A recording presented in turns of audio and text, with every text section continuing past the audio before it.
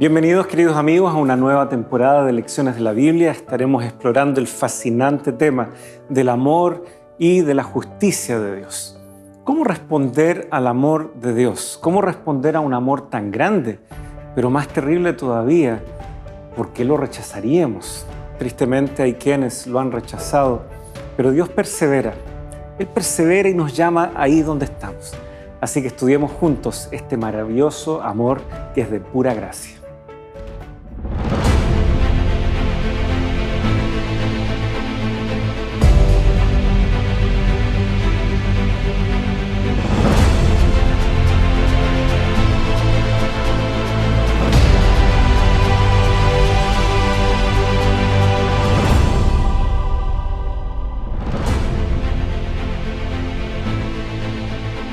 Yo sanaré su rebelión, los amaré de pura gracia, porque mi furor se apartó de ellos. Oseas, capítulo 14, versículo 4. Queridos amigos, qué gusto es poder estar junto a ustedes una vez más. Estamos comenzando una nueva temporada. Estamos sin duda ya sintiendo la proximidad de un nuevo año también. Así que qué linda oportunidad que se junten tanto nuevas oportunidades, nuevos sueños, nuevos desafíos, con también este que será un nuevo estudio, abordando un tema sin duda muy profundo, el amor de Dios y su justicia, y vamos a descubrir cómo esto va a ir tocando aspectos que se levantan como grandes incógnitas a veces para nosotros. ¿Por qué pasa esto? ¿Por qué Dios permite esto otro? ¿Por qué me ha sucedido esto? O cómo entender también este concepto que parece muy simple a veces, el amor de Dios, pero en realidad que se ramifica mucho, bastante. Y por lo mismo tenemos a un invitado que ustedes ya lo conocen, el pastor Sergio Celis. Él estará junto a nosotros en esta temporada y la verdad es que él quería estar aquí, ¿ya? Porque es un tema muy cercano a su corazón, ¿sí? Así es. ¿Qué tal? Muchas gracias. Sí, la verdad, apenas supe que este era el tema, dije, uy, es un tema que la verdad me agrada, un tema que está muy relacionado a los estudios que hemos realizado. Además que el autor de la lección es alguien que yo he estudiado un poco, así que es una alegría poder compartir los estudios de este trimestre. Sí, el pastor, el doctor John Peckham, ¿no es cierto?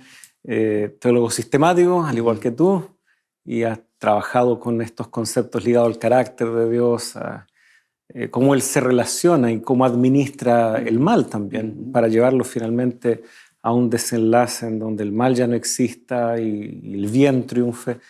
Así que sí, y bueno, en tus estudios doctorales también viste el gobierno de Dios.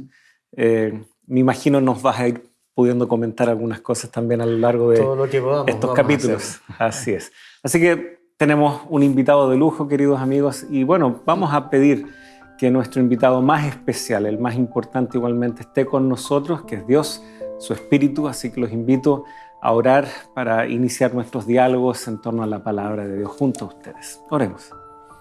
Señor, queremos darte las gracias por permitirnos comenzar una nueva temporada, por tener este primer capítulo como un capítulo tal vez introductorio en algunos aspectos, pero en donde también podamos ya profundizar sobre principios, conceptos que serán de gran ayuda.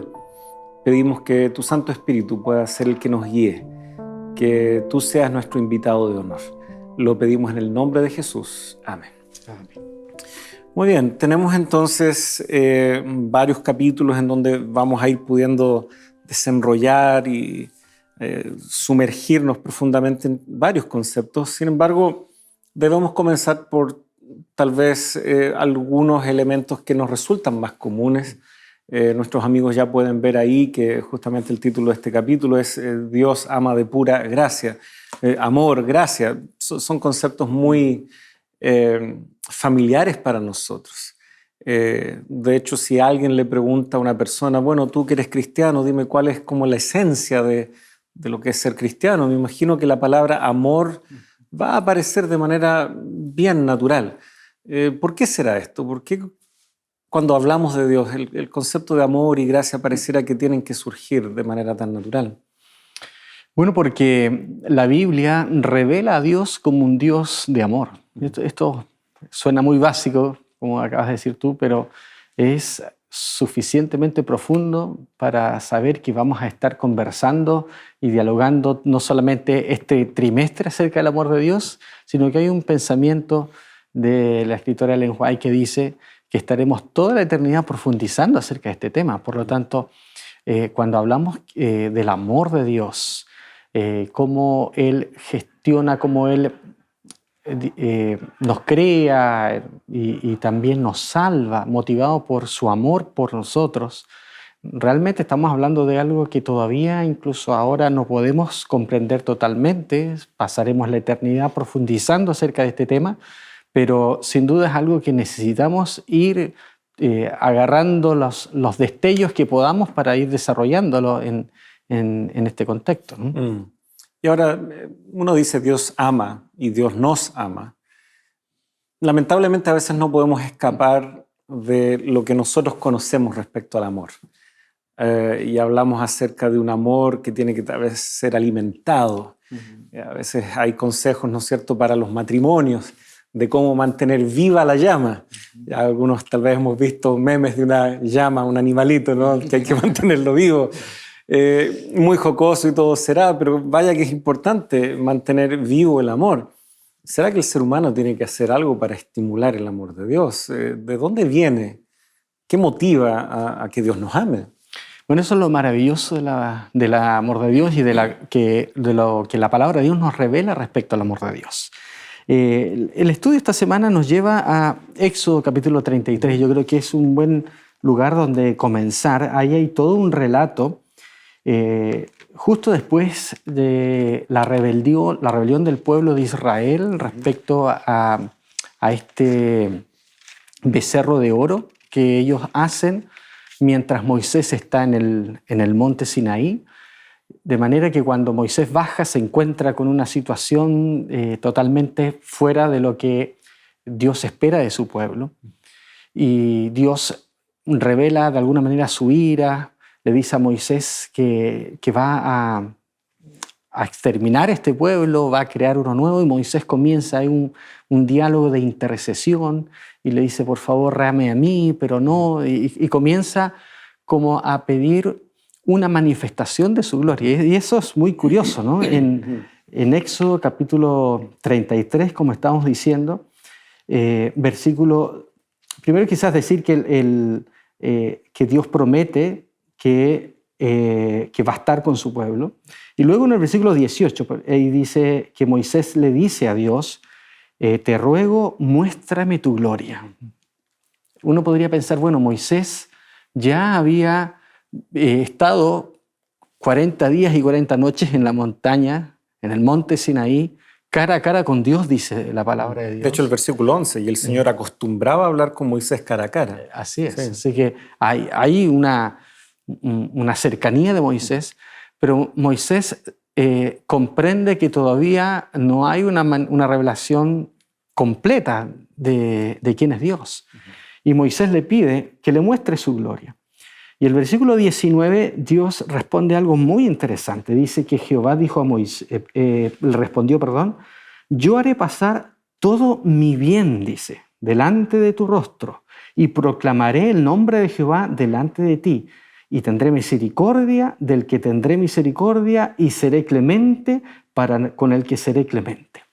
Este es un texto que muestra un primer vestigio de lo que es la gloria, el nombre, el carácter de Dios, que están muy relacionados, ¿no? Moisés pide ver su gloria, Dios le dice, bueno, yo te voy a hacer pasar mi bien. Interesante, porque la gloria de Dios, vamos a estudiar eso creo un poquito más adelante también en el folleto, pero podríamos ir mencionando que en la Biblia la gloria de Dios está relacionada con manifestaciones visibles de Dios, pero también con su carácter, y está muy conectado. Esa revelación visible, ¿no? Esa teofanía que hablan los teólogos, una revelación visible, audible de Dios, viene acompañada generalmente con una manifestación de su carácter.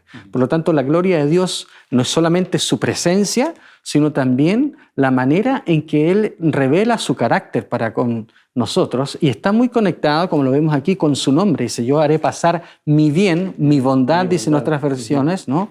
Y proclamaré mi nombre. Nota que la gloria de Dios está conectada aquí con su carácter, que Él es bueno, y con su nombre. Y el nombre sabemos que en la antigüedad estaba muy relacionado con la personalidad, el carácter de las personas. Y eran más bien identificadores de la forma de ser, más que simplemente nombre de la persona. Entonces, vemos acá que Dios dice, bueno, si quieres realmente conocerme, tienes que entender mi bondad, tienes que entender mi nombre, conocer mi nombre. Y ahí hace esa declaración que tendré misericordia del que tendré misericordia y seré clemente para con el que seré clemente. Y esto menciona de la soberanía divina sobre la creación. Dios es creador. Él fue el que decidió crearnos, ¿no? Y por lo tanto, su misericordia, su clemencia, es algo que brota de su amor, de su decisión de amarnos, vamos a decirlo, ¿no? De su voluntad para con nosotros. Él decide, no porque lo necesite, no porque sin nosotros Él se muere. A veces nosotros tomamos eso, no, si tú no me amas, me muero, ¿no? Dios no tiene ese tipo de amor, vamos a decir. El chantaje que una pareja le hace a la otra. Exacto. O sea, que una parte de la pareja le hace a la otra. Más bien Dios dice, bueno, yo puedo decidir a quién entregarle mi misericordia y a quién entregarle mi compasión, mi bondad. Sí. ¿No? Entonces muestra su soberanía, su voluntad para con eso. Eso no significa que lo hace de manera antojadiza o arbitraria. Vamos a ver después, más adelante, que el amor de Dios obedece a su misma naturaleza, su carácter, ¿no? Su voluntad para con nosotros, para bien.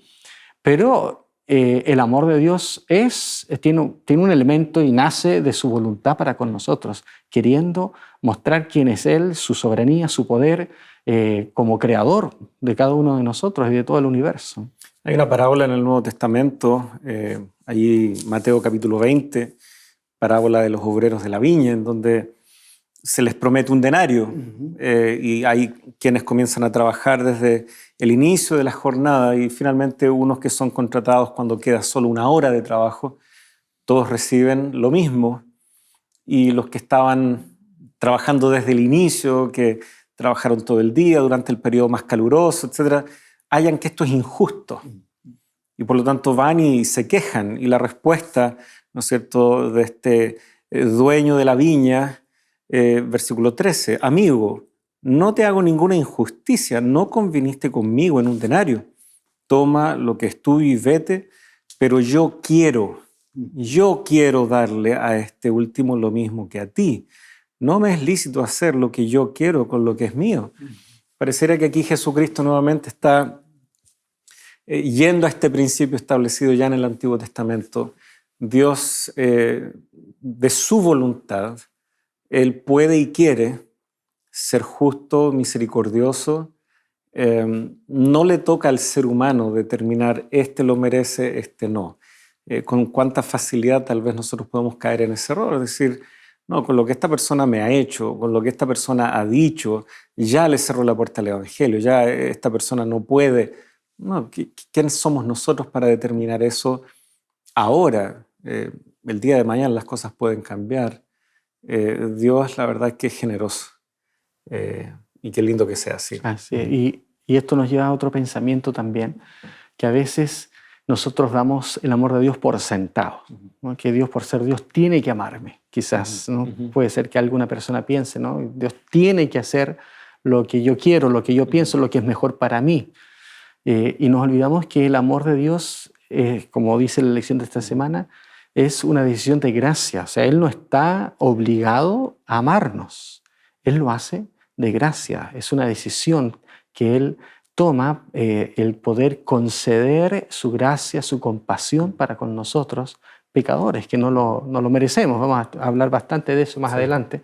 Pero el punto acá es que Dios decide otorgar su amor de pura gracia, ¿no? Porque Él lo ha decidido así. Y un texto que aparece aquí también en la guía de estudio que nos recuerda esto es el texto de Oseas. Quizás el libro de Oseas es uno de los libros más dramáticos para poder entender y explicar un poco el amor de Dios, porque se explica de manera muy gráfica, muy, vamos a decir, hasta dolorosa, la manera en que Dios ha decidido amarnos y tiene que actuar en nuestras vidas para poder llamarnos, de alguna manera, atraernos hacia Él. Y eso es lo que dice ahí Oseas capítulo 14, quizás deberíamos leer el versículo 4 especialmente, ¿no? Dice aquí, yo sanaré su apostasía, los amaré generosamente, pues mi ira se ha apartado de ellos. Interesante esa frase generosamente. En la Reina Valera dice de pura gracia. De pura gracia, sí. ¿Ya? Y la lección nos recuerda que la palabra que se traduce de pura gracia o generosamente, en el caso de la Nueva Biblia de las Américas, es la palabra hebrea nedavá, que significa voluntariamente. Sí. Es la misma palabra que se utiliza para describir las ofrendas voluntarias en el santuario. O sea, es algo que uno da no porque esté obligado. En nuestro caso brotan de la gratitud, ¿no es cierto? No por obligación, no por querer hacer una especie de transacción con el Señor, de gratitud por lo que Él ya ha dado, ¿no es cierto? Así que claramente hay una diferencia aquí, porque este es ahora Dios. No es nosotros como seres humanos respondiendo, ¿no? Aquí es Dios tomando la iniciativa, no por obligación, no porque Él lo necesite. No es que gana algo, Él también gana. Claro, y es curioso que en muchas concepciones paganas de los dioses como que hacían ciertos favores o satisfacían de alguna manera al ser humano para recibir en retribución ciertos sacrificios que eran lo que ellos necesitaban. Era como que los dioses, para mantenerse vivos, vitales y activos, necesitaban los sacrificios del ser humano, porque si no morían. Y de ahí venía mucho este tema de que los dioses morían y volvían a la vida, ¿no? Estas nociones cíclicas, y por eso algunos dioses eran asociados con tal vez un periodo del año, y después, llegado el invierno, por decir así, ese dios iba a dormir. Ahí entendemos por qué Elías se burlaba de los profetas de Baal, tal vez está durmiendo, vayan a despertarlo. Bueno, esta idea de que los dioses necesitaban los sacrificios de los hombres, esto existe en muchas de las mitologías en los pueblos antiguos, pero Dios no es así. Dios sigue siendo Dios, lo reconozcamos o no.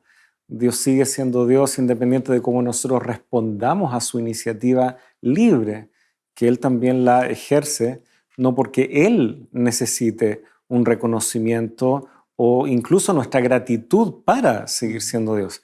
Hay quienes de pronto critican, abordan a Dios muy críticamente, muy irresponsablemente también, pensando de que Él necesita, para satisfacer de alguna manera su ego, la adoración del ser humano. No, esta expresión de pura gracia, solo porque soy generoso, desecha totalmente esa concepción. Dios no anda buscando hacer algo para recibir elogios, para recibir aplausos. Él ya es Dios antes que nosotros existiéramos, inclusive. No requiere aquello. Y el contexto de esta declaración del libro de Oseas nos recalca eso, porque se describe la rebelión del pueblo de tal manera que uno dice, oye, pero ya, ¿cuántas veces más? ¿Cuántas oportunidades más? ¿No?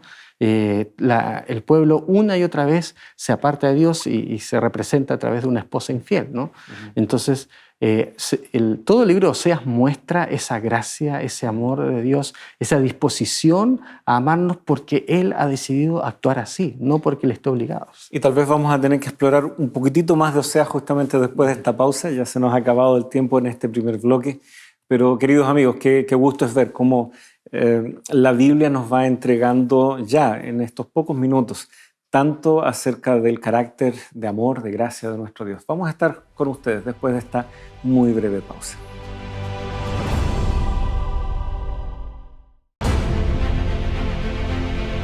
Ya estamos junto a ustedes una vez más. Gracias por permanecer en la sintonía de Canal Nuevo Tiempo, Canal de Esperanza, aquí en el programa Lecciones de la Biblia. Estábamos con el pastor Celis dialogando sobre este libro de Oseas, como nos presenta a través de algunas figuras bastante complejas de pronto de entender para nosotros. Sin embargo, en el contexto, en lo que el pueblo está viviendo, probablemente era una imagen muy adecuada, muy oportuna también para llamar la atención del pueblo hacia Dios. Vemos ahí al inicio del libro de Oseas cómo llega la palabra del Señor que llega justamente al profeta Oseas, hijo de Beri. No tenemos mucha información de quién era el padre de Oseas. Y se mencionan a varios reyes en días de Usías, Jotam, Acaz y Ezequías. Así que por lo menos en algún periodo él estuvo coordinado también con el ministerio de Isaías, lo que es bien significativo, porque Isaías también es como el evangelista del Antiguo Testamento, anticipa algunos episodios difíciles para el pueblo, pero también la restauración. A Oseas, sin embargo, se le da una tarea compleja. Vemos ahí versículo 2, cuando por primera vez el Señor habló por medio de Oseas, el Señor le dijo: ve, toma para ti a una mujer ramera y ten con ella hijos de prostitución, porque la tierra se prostituye gravemente abandonando al Señor. Diferentes versiones tal vez traducen de manera con ciertos matices, pero creo que queda muy claro. Es una mujer que está representando el estado espiritual del pueblo. El pueblo se ha estado olvidando de Dios.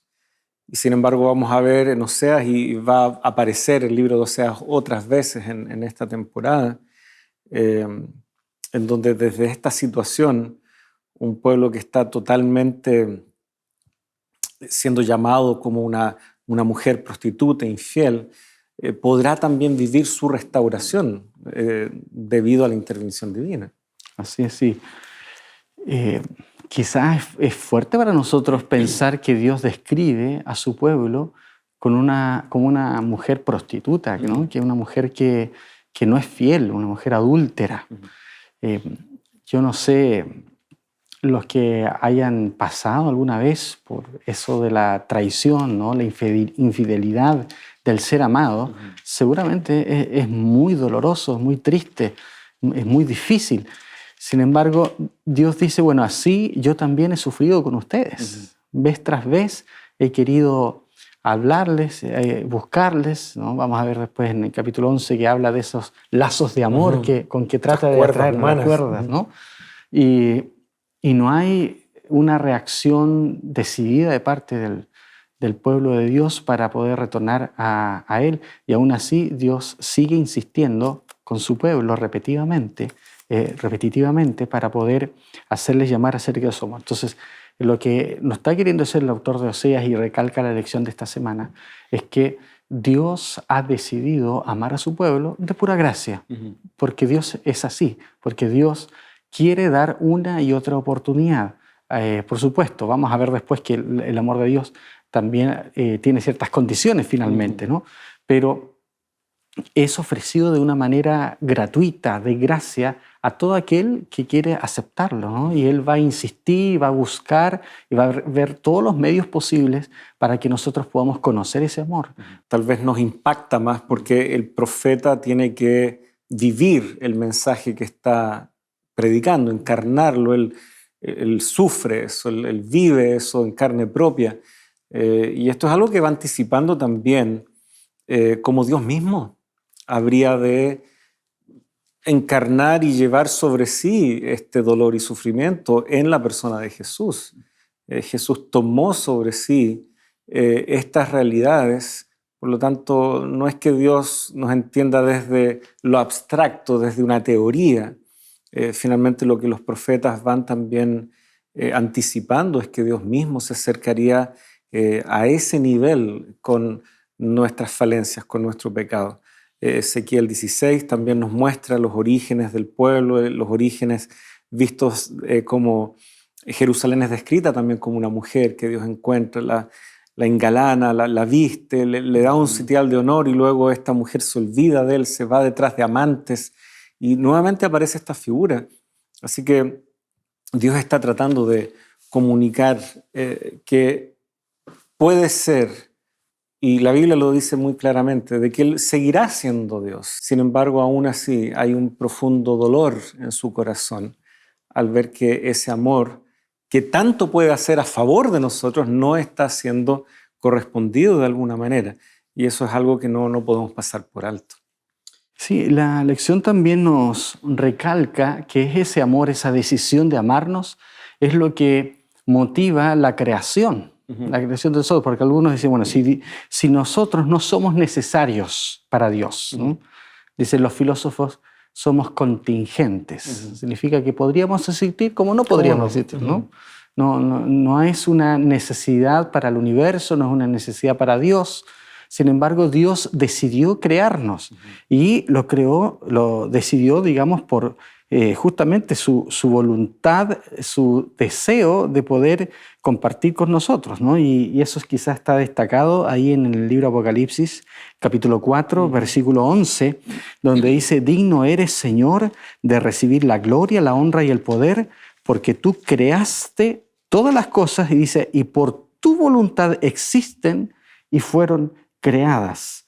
Hay aquí un énfasis en la voluntad de Dios, por tu voluntad. Aquí esta otra versión dice, por tu placer existen. O sea, no es que simplemente es una decisión arbitraria. Dios le place en el sentido de que Dios le agrada el poder crear criaturas como nosotros, que de alguna manera también podemos responder a ese amor y esa gracia que Él nos ha otorgado al crearnos también. Y claro, yendo a tal vez por qué Dios entonces nos crea, está este concepto, bueno, el amor. Ahora, en medio de Dios, Padre, Hijo, Espíritu Santo, ya vemos una manifestación de ese amor. La guía de estudio justamente referencia un pasaje ahí en Juan 17, en el versículo 24. Y uno podría decir, bueno, ¿será que ese amor entre Padre, Hijo, Espíritu Santo no era suficiente? Sin duda lo era. Claro. Porque ya existían desde la eternidad. Y sin embargo, pareciera que el amor, cuando es genuino, necesariamente también es generoso, ¿no es cierto? No impone límites. Y por lo tanto, debido a eso, es que también este mundo se le dio forma, se puso al ser humano aquí, y podemos reconocer que Dios en su bondad nos dio la vida.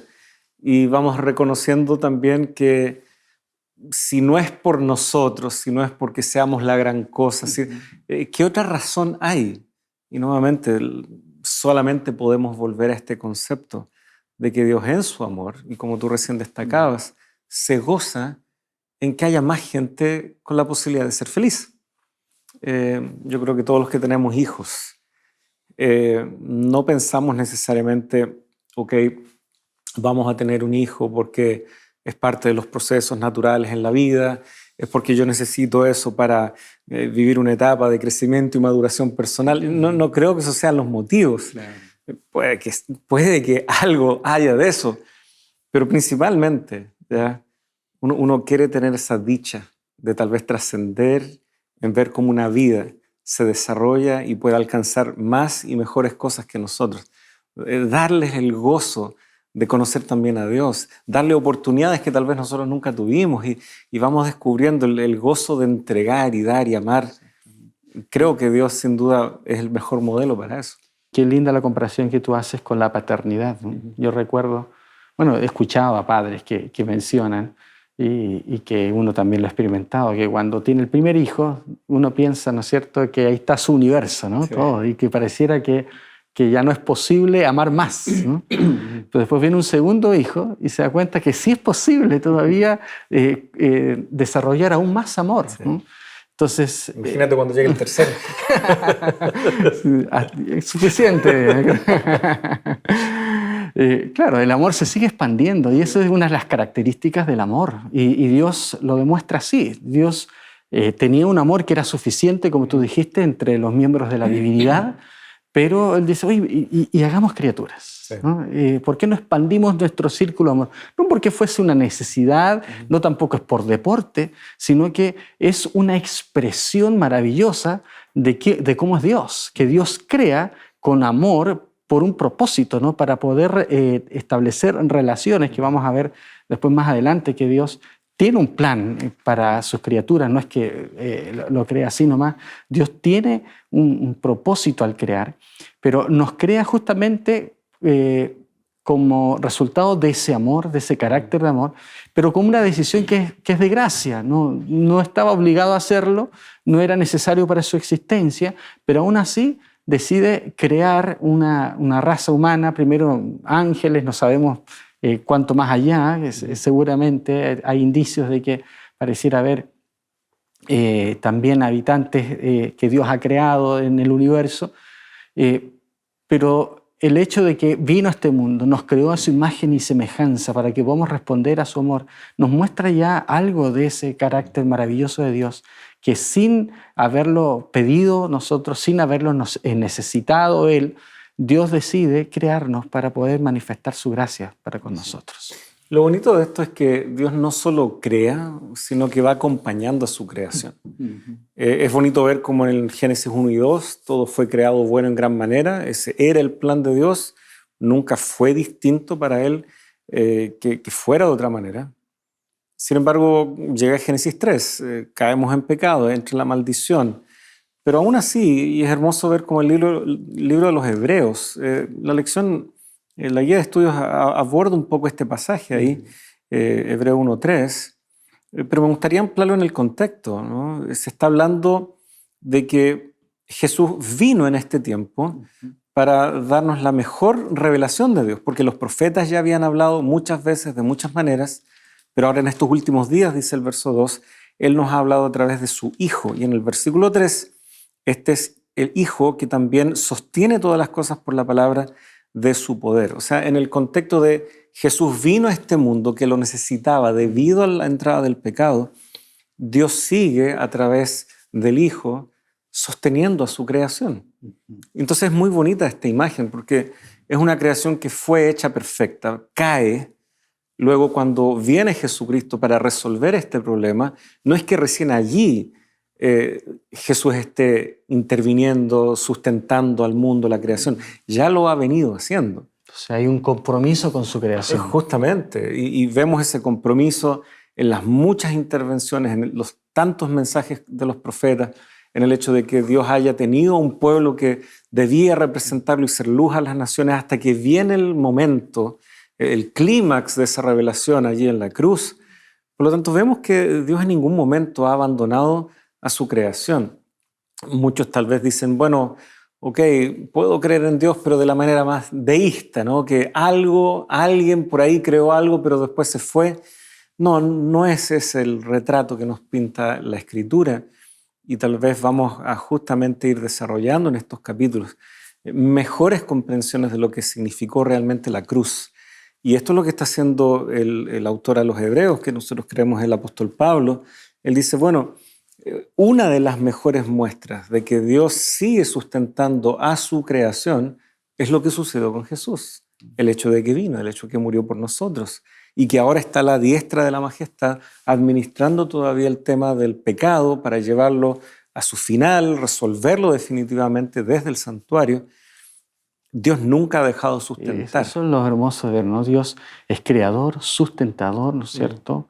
Y salvador. Y vamos a decir que su rol de salvación tiene que ver con esa preservación. O sea, Dios podría decir, ellos no quisieron seguir las indicaciones que yo les di, bueno, ahora quedan abandonados a su suerte. Pero no, nuevamente ahí se ve el amor y la gracia de Dios que decide actuar para poder rescatar a esta raza que decidió separarse de Dios, que decidió darle la espalda a Dios. Sin embargo, Él ya tiene un plan, ya tenía desde antes un plan para poder rescatar a todo aquel que quisiera creer en Él. Me parece que aquí ya se está abordando algo, este plan, el ofrecimiento de Dios, pero también la idea que tal vez ya es imposible escaparla. Lamentablemente no todos la aceptan.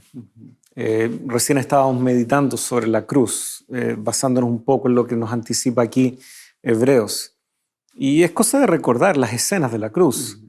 Muchos que en ese momento se burlaban, meneaban la cabeza, le proferían palabras todavía de insulto a Jesucristo, y hasta sus propios discípulos, todavía un tanto contrariados, no sabiendo entender lo que sucedía, finalmente lograron superar aquello, se sacudieron el temor y se encontraron nuevamente con Jesucristo resucitado y pasaron a ser los campeones del Evangelio, que así los recordamos.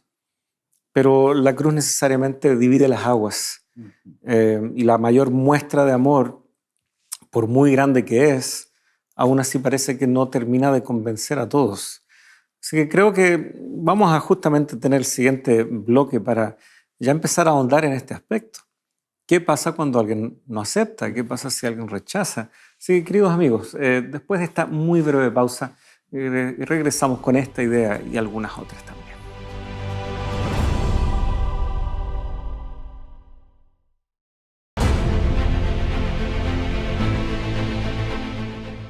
¿Alguna vez te has preguntado cuál es el poder de la oración o cómo debes orar? La guía de estudio titulada Dios me oye te ayudará a encontrar estas respuestas. Para solicitarla solo debes escribir al número que está apareciendo en pantalla o también lo puedes hacer ingresando a nuestro sitio web. Que el Señor te bendiga. Ya estamos junto a ustedes. Gracias por continuar junto a nosotros en este diálogo. Esperamos que usted ahí esté disfrutando también, acompañándonos en la Biblia. Estamos tratando de incorporar la mayor cantidad de pasajes posibles porque, bueno, cada uno de ellos es una carta de amor también para nosotros. Estábamos justamente antes de esta pausa dialogando aquí sobre qué pasa si este amor no es aceptado, qué pasa si este amor, por muy grande que es, aún así no termina de convencer. Hay una parábola que está incluida justamente en la guía de estudios, así que confiamos de que ha sido motivo también de reflexión en estos días. Mateo capítulo 22, esta parábola del banquete de bodas. Hay, ¿no es cierto?, un cuadro muy hermoso acá, tal vez evoca algún recuerdo para más de alguno, de cuando ustedes también prepararon su propia boda y decidieron mandar las invitaciones. Qué alegría poder soñar con la gente más cercana, más querida, un momento así de especial. Y bueno, aquí hay un rey que está preparando esto para su hijo, está en ese contexto, pero los invitados empiezan uno a uno a rechazar la invitación e incluso algunos deciden maltratar a sus siervos, golpearlos. Todos tienen algo más importante que hacer. Y la reflexión finalmente que hace el rey es, bueno, estos primeros invitados parece que sencillamente no eran dignos. ¿Cómo poder no malinterpretar esto de dignos? Porque cuando pensamos en que salvación es por gracia, pareciera que, bueno, nadie realmente es digno. Entonces, bueno, ¿qué significa eso en este contexto? ¿Y cómo podemos entender este rechazo también de parte de la gente que le da la espalda al rey? Interesante que la parábola nos muestra que digamos, de lo que se trata esta parábola es de una invitación, de un llamado, vamos a decir, ¿no? La invitación tiene que ver con el llamado, lo que Dios quiere, lo que Dios ha decidido ofrecernos, por así decirlo, ¿no? En este caso, representado por un rey que invita a una fiesta de bodas. Lo que hace digno o no digno acá no es lo que la persona es en sí, porque todos han sido invitados. Lo que hace una persona digna o no digna es su respuesta a la invitación. Lo mismo el último versículo, el versículo 14, dice, porque muchos son llamados, pero pocos escogidos. También ha sido objeto de una interpretación. Hay muchos cristianos que creen que finalmente la salvación es una cuestión de decisión divina y Él determina de manera soberana, independiente a nosotros, y nosotros podríamos agregar un tanto arbitrariamente quién se salva y quién se pierde. Aún así, dicen estas personas, siendo que la salvación es por gracia, no es que Dios está siendo injusto, sino que Él decide dar su gracia a algunos y otros no, y eso es, Él está en toda la autoridad de hacerlo. En todo su derecho. En todo su derecho. Pero aún así, esa manera de explicar la salvación pareciera que no condice al Dios de la Biblia. Un Dios que intenta salvar a todos, ¿no? Continuamente la Biblia nos dice, y vamos a ver varios textos a lo largo de este trimestre, que nos dice que Dios quiere salvar a todos, su amor es por todos, ¿no? Y todos son invitados. Entonces, la condición de no estar en la boda no es porque no hayan recibido la invitación, sino porque han rechazado la invitación.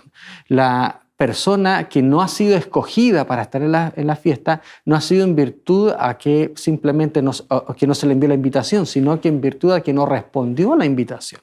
Entonces aquí el que no es escogido a la luz de esta parábola es aquel que ha rechazado la invitación. No hay aquí una idea de predestinación, como a veces se explica esta idea de que Dios determina que algunos se salvan y otros no.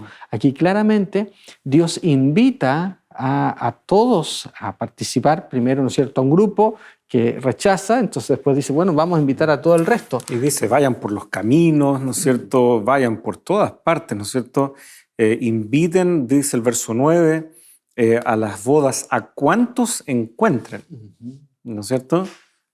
Sin embargo, claro, lo que tú señalas, no todos respondieron adecuadamente. Uno, de hecho, llega vestido inapropiadamente, que claro, algunos podrían ahí empezar a escarbar qué representa el vestido, por qué vino vestido inadecuadamente. Pareciera que en el tenor de del mensaje general, tal como tú lo has ido explicando, se deja entrever ese componente. Fue, pero no con la disposición, no con la orientación adecuada. Hay un texto que me parece que también complementa muy bien esta idea de todos, y sin embargo no todos responderán de la misma manera. Lo encontramos también ahí en la epístola de Pablo a los Hebreos, allí en el capítulo 2. Si uno lee allí, versículo 9 en adelante, pero vemos a aquel que fue hecho un poco inferior a los ángeles, es decir, a Jesús, coronado de gloria y honor a causa del padecimiento de la muerte, para que por la gracia de Dios probara la muerte por todos. Aquí está este concepto. Por gracia es por todos. Sin embargo, si uno sigue leyendo, porque convenía aquel para quien son todas las cosas y por quien son todas las cosas, llevando muchos hijos a la gloria, hiciera perfecto por medio de los padecimientos al autor de la salvación de ellos. Vemos un claro contraste entre el 9 y el 10. El 9, por gracia, es por todos. Pero el 10 ahora justamente introduce esta idea. Los que han finalmente de seguir a Jesús, los que han de finalmente ser llevados, son muchos. No son todos. El ofrecimiento es por gracia y por lo tanto es para todos. Pero lamentablemente solo muchos hijos serán llevados a la gloria. Y si vamos tomando este pasaje, más la parábola, más otros pasajes Juan de la Escritura, 3:16. claro, vamos entendiendo de que hay una decisión, hay una respuesta, y ser o no digno tiene que ver con aquello. Creo que eso nos debiera llevar a una profunda reflexión, porque Dios ha provisto todo para nuestra salvación, y eso es lo que nos habla la lección también ahí ya en su última parte, porque Dios no solamente nos invita, no solamente nos llama, sino que también Él está dispuesto a poder pagar el precio de lo que significa esa invitación, el poder proveer los medios necesarios para que esa invitación no sea simplemente un buen deseo, sino que hay un mecanismo, haya una manera en la cual esa invitación a salvación pueda concretarse. Y eso es lo que vino a hacer Jesucristo. Vino a manifestar ese amor, esa gracia de manera anticipada, ¿no? Porque eso es lo que describe el Evangelio, que antes de que siquiera nosotros lo supiésemos, Él ya nos había ofrecido salvación, Él ya había muerto por nosotros, ya había un plan diseñado. Él nos amó primero, dice repetidamente la Biblia, y en el Evangelio de Juan, versículos 17 y 18, se menciona este elemento de decisión divina, ¿no? Quizás es la tónica de toda esta semana, la disposición, la decisión, la voluntad de Dios de expresar su amor para con nosotros, tanto al crearnos como también al salvarnos. Y acá se describe a Jesucristo. Juan 10. Juan capítulo 10, versículos 17 y 18, dice: por eso me ama el Padre, porque yo pongo mi vida para volverla a tomar. Nadie me la quita, sino que yo la pongo por mí mismo. Tengo poder para ponerla, tengo poder para volverla a tomar. Y este mandamiento recibí de mi Padre. Entonces, el sacrificio de Jesucristo por nosotros es una decisión también voluntaria de parte de Él. Es una decisión libre. Y así como Él espera una decisión libre en nosotros, Jesucristo y el Padre han manifestado ese amor libre. Ellos soberanamente, voluntariamente lo han decidido y espera que nosotros también respondamos así. Es verdad que el pecado ha afectado nuestras capacidades a veces de discernir, de decisión, vamos a estudiar eso, pero el Señor también provee los medios para que a través del Espíritu Santo nosotros podamos comprender en qué consiste esta invitación y podamos responder también a esta invitación. El Señor habilita con su gracia para poder responder a la invitación del Señor, de manera que podamos también recibir este regalo de la salvación. Entonces, lo que estamos hablando acá, estamos hablando de un Dios que se comprometió con nosotros desde el principio. Desde antes que nosotros existiésemos, Él pensó en nosotros. Él pensó, bueno, vamos a crear al ser humano. Pero dijo, bueno, ¿pero cómo lo vamos a crear? Bueno, lo vamos a crear con libre albedrío, porque un Dios de amor no podría haber creado a un ser de otra manera, porque el libre albedrío es, o sea, el amor, verdadero amor, debe ir acompañado con la libertad. Si no es libre, no es amor, no estamos condicionados, programados, no. Dios nos dio esa capacidad, esa libertad para poder responder a su amor. Pero esa libertad que Dios nos dio también tenía un riesgo, tenía, ¿no es cierto?, un arma de doble filo, porque así como el amor puede manifestarse libremente, el rechazo al amor también puede expresarse libremente, y eso fue lo que hizo la entrada del pecado y que vamos a estudiar en unas semanas más. Sin embargo, aún así, sabiendo que existía ese riesgo, Dios consideró que aún así era más importante que existiéramos a que no existiéramos, darnos libertad a no dárnosla, ¿no? Pensó que habían suficientes razones como para darnos la posibilidad de la existencia. Y por supuesto, después cada uno podría decidir si quería vivir en los términos que Dios estaba ofreciendo o no, ¿no? Que eso tiene que ver con la libertad que Dios nos da. Pero finalmente, de eso se trata lo que Dios ha hecho. Él ha decidido otorgarnos su amor de pura gracia. Él decidió crearnos, decidió salvarnos. Él pone su vida a través de Jesucristo para volverla a tomar, ¿no? Todo brota de ese amor voluntario, esa disposición que Dios tiene para poder manifestarnos su gracia. Así es.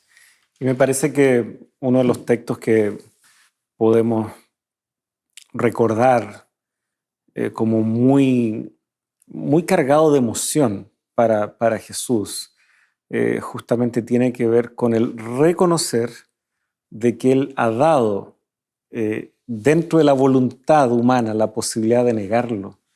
Y lamentablemente eso es lo que está sucediendo cuando Jesús, allí vemos sus palabras registradas al final del capítulo 23 de Mateo: Jerusalén, Jerusalén, la que mata a los profetas, verso 37 en adelante, y apedrea a los que son enviados a ella.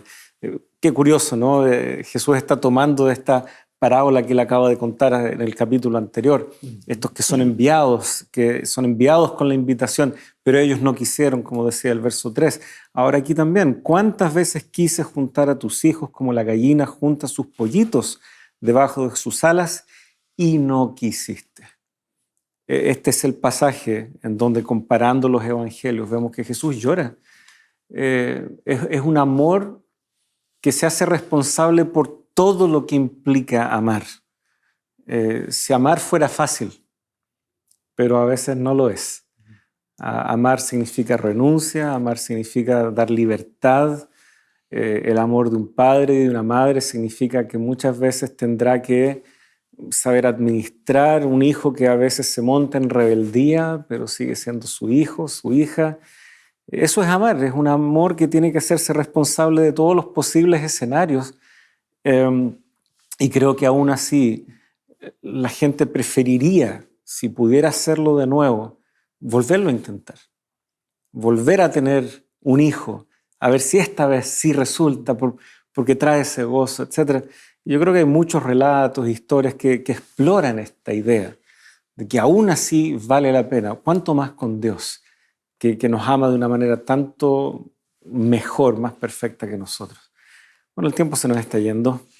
Creo que es momento de hacer algunos cierres y también una linda invitación a nuestros amigos. Queridos amigos, en esta primera lección de esta temporada hemos aprendido una característica muy interesante de Dios, de su carácter, de su amor. Y es que su amor es totalmente de gracia. Él decidió voluntariamente el amarnos a nosotros. A pesar de que Él no tenía ninguna necesidad de hacerlo, Él pensó en ti. Él pensó en que era bonito, era apropiado dar la oportunidad a cada uno de nosotros para tener existencia y poder tener la oportunidad de conocerlo. Dios no solamente pensó en crearnos, en crearte a ti, sino también pensó que la mejor manera de hacerlo era creándote también con libertad, con libre albedrío, para que tú también pudieses responder a ese amor, a esa gracia que Él te ofrece. Hoy en día vemos que el pecado ha estropeado de alguna manera esa relación especial que Dios quería que tuviésemos con Él. Pero lo maravilloso de la palabra de Dios es que nos dice que junto con la decisión de crearnos, también Dios había desarrollado un plan para salvarnos. Y ese plan está activo. Todavía la gracia de Dios está disponible hoy y ahora para nosotros. La gracia, la pura gracia, esa decisión, esa disposición de Dios para amarnos, no solamente fue para crearnos, sino también para rescatarnos de nuestra condición de pecado, de nuestras tristezas, de nuestras amarguras, de nuestras aflicciones en este mundo. Dios sabe que lo que estás pasando, la situación que fuera, no es lo que Él hubiese querido para ti. Pero Dios te dice, hay una oportunidad, hay un camino mejor. ¿Por qué no conocer, por qué no darnos la oportunidad durante este trimestre de conocer algo más de la gracia de Dios, algo más de su amor y responder positivamente a esa gracia, a ese amor y de la manera que Él tomó la iniciativa de mostrarnos su amor, que nosotros también podamos responder y decirle, Señor, quiero conocerte, quiero ver tu gloria, quiero ver tu carácter, quiero conocerte, conocer tu nombre para poder seguirte. ¿Por qué no entregamos nuestro corazón a Dios a través de una oración, manifestándole que estamos agradecidos por ese amor infinito, esa gracia inmerecida que nos ha entregado? Inclinemos el rostro para orar. Amante y cariñoso Padre que estás en el cielo, te damos gracias porque aún sin merecerlo, aún antes de que existiésemos, tú decidiste crearnos, tú decidiste darnos tu gracia. Y Señor, así de pura gracia, voluntariamente tú también decidiste otorgarnos a Jesucristo, tu Hijo, para que pueda rescatarnos, para que pueda salvarnos. Señor, tú conoces la condición de cada uno de nosotros. Tú sabes, Señor, que estamos necesitándote cada día más. Quiero pedirte, Señor, que a cada persona que está viendo, que está escuchando este programa, tú puedas revelarte, tú puedas manifestar tu amor de una manera que podamos comprender que esa gracia, ese amor de pura gracia, está también disponible para nosotros ahora. Señor, que no dejemos para último momento esta decisión. Ninguno de nosotros tiene la vida comprada, pero que podamos comprender ahora que tú quieres darnos esa gracia, darnos ese amor, y que estamos a tiempo de responder para poder vivir de acuerdo a la gracia infinita que tú has manifestado a tus hijos, Señor. Que esa gracia se manifieste en cada persona, abraza a cada uno de aquellos que necesita esa gracia, ese amor. Te lo pedimos, Señor, en el nombre de Jesús. Amén. Muchas gracias, Pastor, por estar con nosotros en este primer capítulo. Y queridos amigos, los dejamos invitados para el próximo capítulo aquí en Lecciones de la Biblia.